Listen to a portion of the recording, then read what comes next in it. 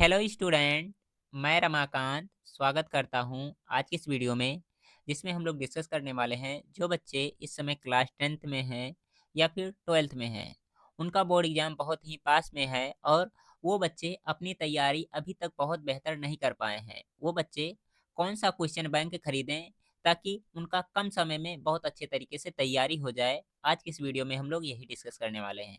अगर जो आप हमारे चैनल पर पहली बार आ रहे हैं तो चैनल को सब्सक्राइब कर लीजिए, वीडियो को लाइक कर लीजिए और अपने दोस्तों के पास में ज़्यादा से ज़्यादा शेयर करिए।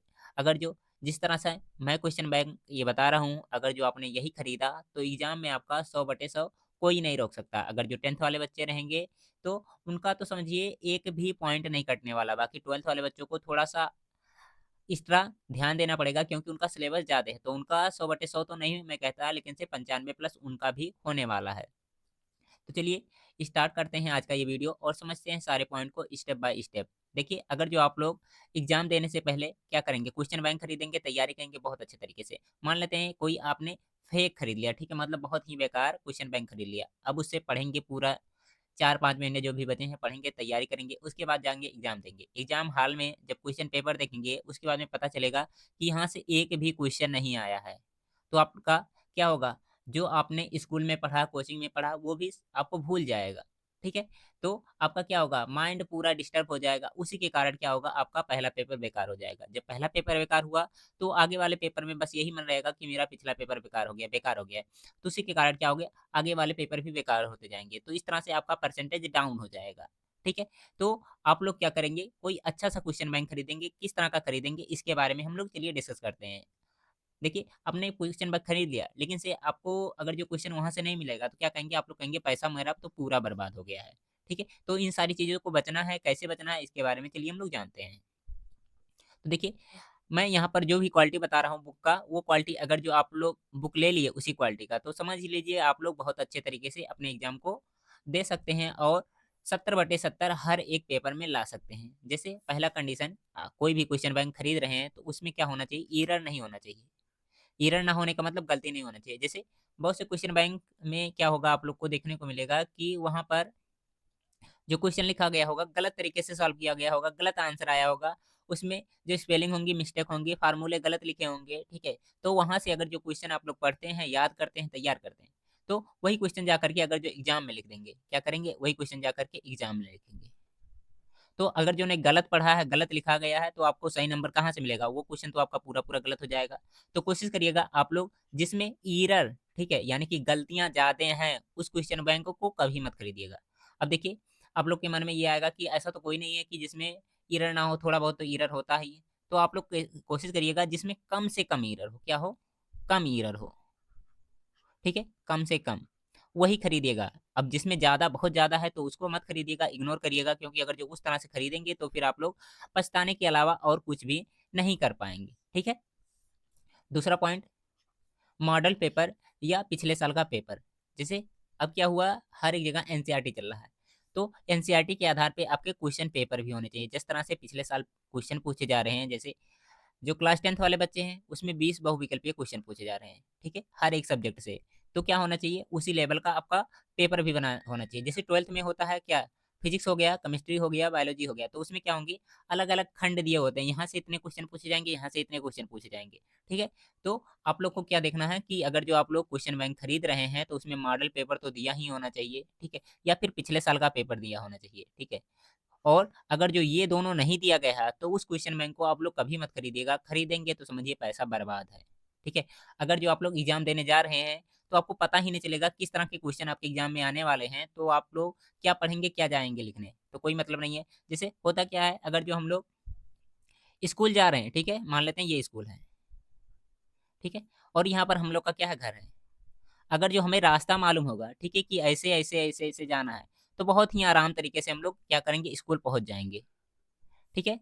लेकिन से अगर जो हमें रास्ता ही नहीं मालूम है तो क्या करेंगे? कभी इधर जाएँगे, कभी इधर जाएँगे, कभी इधर जाएँगे, कभी इधर जाएँगे, तब मतलब सुबह पहुँचेंगे, शाम पहुँचेंगे, कोई पता नहीं स्कूल पहुँचेंगे कि नहीं पहुँचेंगे। ठीक है? ठीक उसी प्रकार से अगर जो मॉडल पेपर रहेगा तो उसमें आइडिया पहले से आपको लगा रहेगा कि जो शुरुआत के क्वेश्चन हैं वो एमसीक्यू क्वेश्चन होंगे। ठीक है? उनको हमें ओएमआर शीट पर करना है क्लास 10th वाले बच्चों। बाकी 12th वाले बच्चों, उनको क्या करना है, एकदम अच्छे तरीके से उनका ऑप्शन के साथ में लिखना है। अब उसमें पहला क्वेश्चन मॉडल पेपर में दिया ही नहीं गया है किस तरह से होना चाहिए, या फिर पिछले साल का पेपर दिया ही नहीं गया है, तो क्या करेंगे आप लोग, एकदम बेकार में उस क्वेश्चन को खरीदेंगे और बेकार चला जाएगा आपका। ठीक है, तो मॉडल पेपर और पिछले साल का पेपर होना ही चाहिए। और तीसरा पॉइंट जो है PYQ क्वेश्चन। PYQ क्वेश्चन का मतलब प्रीवियस ईयर क्वेश्चन।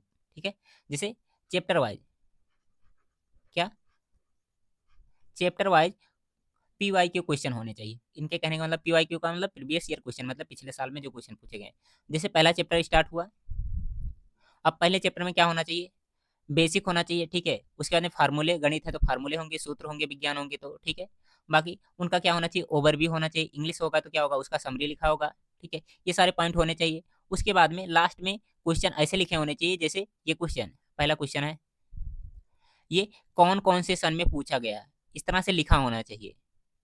उसके बाद में दूसरा क्वेश्चन किस साल में पूछा गया है, ये भी लिखा होना चाहिए। अगर जो इस तरह से नहीं लिखा गया है या फिर नहीं बताया गया है, तो आप लोग उसको खरीदेंगे तो कोई मतलब का नहीं होगा। और कौन से क्वेश्चन आपके लिए इंपॉर्टेंट है। ठीक है, इंपॉर्टेंट कैसे पता चलेगा कौन इंपॉर्टेंट है, जो क्वेश्चन बार बार रिपीट हो रहे हैं। जैसे पहला क्वेश्चन मैंने देखा, तो ये देखा 2019 में भी आया, इसका नहीं 2020 में भी आया है, 2021 में आया है। ठीक है, मतलब हर साल ये क्वेश्चन रिपीट होता जा रहा है। तो इस तरह के क्वेश्चन क्या होते हैं, इंपॉर्टेंट होते हैं। तो अगर जो क्वेश्चन पे लिखा गया है कि प्रीवियस ईयर ये क्वेश्चन है, तो उससे आपको आइडिया क्या लगेगा, इंपॉर्टेंट है। और जो क्वेश्चन हर बार पूछा जा रहा है, अगर जो उस क्वेश्चन को आप लोग नहीं तैयार कर रहे हैं, तो आपकी गलती होगी। ठीक है, तो क्या होना चाहिए, प्रीवियस ईयर क्वेश्चन होना चाहिए। वो किस तरह से होना चाहिए, चैप्टर वाइज होना चाहिए। चैप्टर वाइज किस तरह से क्वेश्चन होना चाहिए, पहले उसका बेसिक कॉन्सेप्ट होना चाहिए, फार्मूला जरूरी है, फार्मूला होना चाहिए। ठीक है, सूत्र होना चाहिए, डेरिवेशन है तो डेरिवेशन होना ही चाहिए। उसके बाद में साथ ही साथ में लिखा होना चाहिए PYQ क्वेश्चन है या नहीं है, इंपॉर्टेंट है या नहीं है। ठीक है, तो इस तरह से होना चाहिए। इसके बाद में मैथ। ठीक है, मैथ में हर चैप्टर के शुरुआत में फार्मूले लिखे होने चाहिए, बेसिक कॉन्सेप्ट लिखे होने चाहिए। ठीक है, जैसे कुछ जनरल इक्वेशन होते हैं, कुछ फार्मूले होते हैं, तो वो शुरुआत में अगर जो नहीं लिखे रहेंगे, तो आप लोग सीधे सीधे चैप्टर के क्वेश्चन करेंगे तो आपको दिक्कत होने वाला है। ठीक है, तो क्या करिएगा आप लोग, फार्मूला वगैरह एकदम अच्छे तरीके से देख लीजिएगा। ठीक है, होना ही चाहिए। और जो बच्चे मैथ के लिए क्वेश्चन बैंक लेना चाहते हैं, उनके लिए मेरा कहना है कि सबसे पहले क्या करिए, आप लोग एनसीईआरटी के जितने भी क्वेश्चन हैं उनको सॉल्व कर लीजिए। ठीक है, एनसीईआरटी आपके पास बुक होगा। बहुत से बच्चे क्या होते हैं, प्राइवेट वाले बच्चे होते हैं, प्राइवेट स्कूल में पढ़ते हैं, तो उनके पास एनसीईआरटी आधारित क्वेश्चन पेपर होता है। ठीक है, एनसीईआरटी के आधारित पर क्या होता है, बुक होता है। ठीक है, तो उसको सॉल्व करेंगे ही, साथ में क्या करेंगे आप लोग, एनसीईआरटी जो ओरिजिनल वाला एनसीईआरटी है, इसके एग्जाम्पल भी सॉल्व कर लेंगे। एग्जाम्पल आप लोग मान कर चलिए, पेपर में लगभग 25 से 30% क्वेश्चन, 25 से 30% क्वेश्चन जो होते हैं एग्जाम्पल से ही देखने को मिलते हैं। तो आप लोग क्या करेंगे, एग्जाम्पल भी एकदम अच्छे तरीके से सभी सॉल्व कर लेंगे मैथ के। और अगर जो एग्जाम्पल सॉल्व करते हैं, तो यकीन मानिए आप लोग बहुत ही बेहतर करके आने वाले हैं। और जो बच्चे एनसीईआरटी बुक एकदम अच्छे तरीके से पढ़े हैं, ठीक है, एक बार पढ़िए, 10 बार पढ़िए, चाहे जय बार पढ़िए, लेकिन एनसीईआरटी के सारे कॉन्सेप्ट आपकी क्लियर है, फार्मूला याद है। ठीक है, क्वेश्चन का प्रैक्टिस बहुत अच्छे तरीके से आपने कर लिया है, तो आप लोग मानिए आपका मैथ में 100/100 कोई भी नहीं रोक सकता है।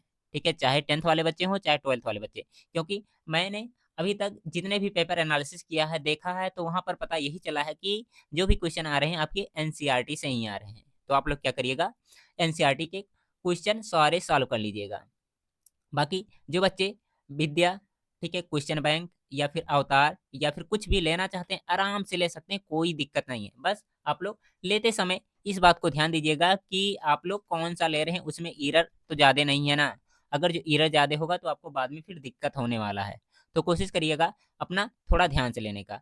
बाकी जो बच्चे हमसे तैयारी करना चाहते हैं, तैयारी हमारे साथ जुड़ करके कर सकते हैं, क्योंकि हमने अभी तक बहुत सारे क्वेश्चन पेपर क्लास 10th के लिए दिखाया है। ठीक है, देखिए क्लास 10th का मैं क्वेश्चन पेपर दिखाता हूँ, इंपॉर्टेंट क्वेश्चन बताता हूँ। तो इस तरह के क्वेश्चन अगर जो आप लोग करना चाहते हैं, तो चैनल को सब्सक्राइब कर लीजिएगा। बाकी 12th वाले बच्चे बताएंगे, क्या आप लोग के लिए भी मॉडल पेपर या क्वेश्चन पेपर चाहिए, तो आप लोग जरूर बताइएगा। इसके अलावा जो बच्चे और सब्जेक्ट, ठीक है, जैसे अभी तक मैंने साइंस और मैथ के बारे में बहुत सारे क्वेश्चन कराए हैं। ठीक है, प्रीवियस ईयर हो, चाहे मॉडल पेपर हो, या फिर कुछ भी हो, ठीक है, मैंने दिखाया है। यहाँ पर देखिए अर्धवार्षिक से रिलेटेड, त्रैमासिक से रिलेटेड, ठीक है, मैंने क्वेश्चन कराया है। तो आप लोग इनको देख सकते हैं। इसके अलावा और सब्जेक्ट पर अगर जो आपको क्वेश्चन चाहिए, तो कमेंट बॉक्स में कहिएगा, मैं उसके बारे में भी वीडियो बनाऊंगा और आपको बताऊंगा। उम्मीद करता हूँ प्यारे बच्चों, आज का वीडियो आप लोग को बहुत अच्छा लगा होगा, सारी जानकारियाँ समझ में आई होंगी। अगर जो समझ में आया है तो वीडियो को लाइक करिएगा, अपने दोस्तों के पास में ज़्यादा से ज़्यादा शेयर करिएगा। ठीक है, ओके, बाय बाय प्यारे बच्चों।